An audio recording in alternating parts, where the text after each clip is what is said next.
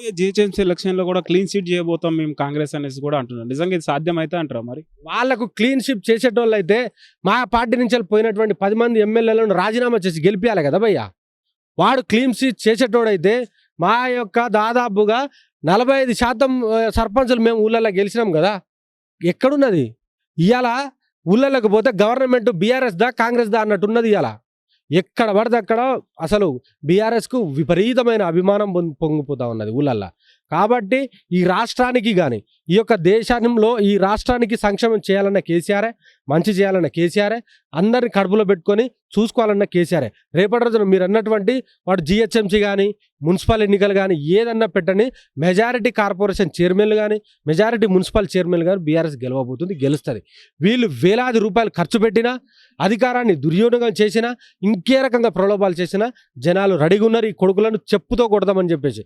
ఎలాగో 2 సంవత్సరాలు ఇబ్బంది పడ్డాం, బాధలు భరించినాము, ఓపికతో ఉన్నాము, ఇంకో 3 సంవత్సరాలు ఓపిక పడదాం, కానీ ఈ నా కొడుకులకు శాస్తి చెప్పాలి, గుణపాఠం చెప్పాలని చెప్పేసి వాళ్ళు రెడీగా ఉన్నారన్న.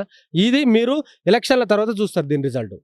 సో ఫైనల్‌గా వీళ్ళంతా ఒక సింపతిగా మాట్లాడుతున్నారేమో అనిపిస్తుంది హైడ్రా వల్ల చాలా మందికి ప్రజలకు ప్లస్ అవుతుంది. హైడ్రా వల్ల మురికి కాలువలు కానీ చెరువులు కానీ నీట్‌గా అవుతున్నాయి, పార్కులు కూడా నీట్‌గా అవుతున్నాయి అంటారు. ఓవరాల్‌గా ఇదంతా సాధ్యం చేస్తారంట మరి? అన్న ఇగో హైడ్రా మంచిదా చెడ్డదా అనేది నీకు పొంగులేటికి సంబంధించిన ఇల్లు కూలగొడితే మంచిది అవుతుంది. అదేవిధంగా వీడు మహేందర్ రెడ్డి అనేటువంటి వాని ఇల్లు కూలగొడితే మంచిది అవుతుంది. అదేవిధంగా స్వయాన ముఖ్యమంత్రికి సంబంధించిన అన్న అయినటువంటి తిరుపతి రెడ్డి ఇల్లు కూడా బఫర్లో ఉన్నది, ఎఫ్టీఎల్లో ఉన్నది.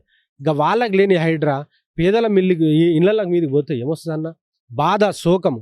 లోన్లు పెట్టుకొని తీసుకున్నారన్న వాళ్ళు ఇల్లు, లోన్లు పెట్టుకొని తీసుకున్నారు. బ్యాంకోనికైనా కరెక్ట్ డాక్యుమెంట్స్ ఉంటేనే కదా వాళ్ళు లోన్లు ఇచ్చేది. అవన్నీ సబ్మిట్ చేస్తేనే కదా వాళ్ళు లోన్ అప్రూవల్ అయ్యేది. మరి అలాంటి దగ్గర నువ్వు ఇల్లు చెప్పకుండా సాయంత్రం కాగానే శనివారం రోజు పోయి కూలగొడితే ఆ యొక్క ఇంట్లో శోకం కాకపోతే ఏమున్నదన్న? హైడ్రా దేనికి మంచిది, ఎవరికి మంచి చేస్తుంది? ఇప్పుడు హైడ్రా పేదోని మీదనేమో హైడ్రా, మిగతా వాళ్ళ మీద ఉండదా? ప్రతి ఒక్కరు జనాలు 100కు 200% దీనికి అబ్జర్వ్ చేస్తూ ఉన్నారు. కాబట్టి రేపటి రోజున ఇప్పటికే విపరీతమైన కాంగ్రెస్ నాయకుల మీద కానీ ఈ యొక్క కాంగ్రెస్ ప్రభుత్వం మీద కానీ విపరీతమైన వ్యతిరేకత వచ్చింది. మీరు చూడండి అన్న, రేపు రానున్న అసెంబ్లీ ఎన్నికల్లో దాదాపుగా 100కు పైగా బీఆర్ఎస్ పార్టీ గెలవబోతుంది.